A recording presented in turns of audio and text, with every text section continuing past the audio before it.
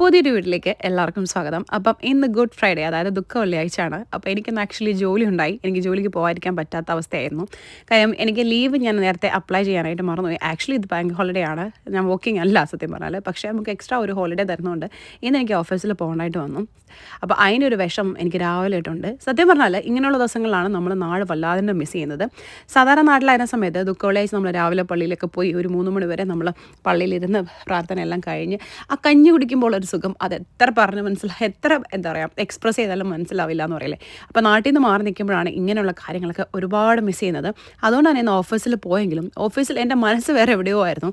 എനിക്ക് പള്ളിയിൽ പോകാനായിട്ട് ഭയങ്കര ഒരു വിഷമവും മനപ്രയാസവും ഒക്കെ ആയിരുന്നു. പക്ഷേ പോയതല്ലേ, ജോലി ആയിരിക്കാൻ പറ്റില്ലല്ലോ, ചെയ്യേണ്ട കാര്യങ്ങളെല്ലാം ചെയ്തില്ലെങ്കിൽ ജോലി പോകുന്ന അവസ്ഥയായതുകൊണ്ട് തന്നെ അപ്പോൾ നമ്മൾ രാവിലെ പോയി എന്താ പറയുക ഒരു വിധത്തിൽ തട്ടിമുട്ടിയൊക്കെ ജോലിയൊക്കെ ചെയ്ത് അങ്ങനെ 5:30 ആയപ്പോഴാണ് എനിക്കൊരു സമാധാനമായത്.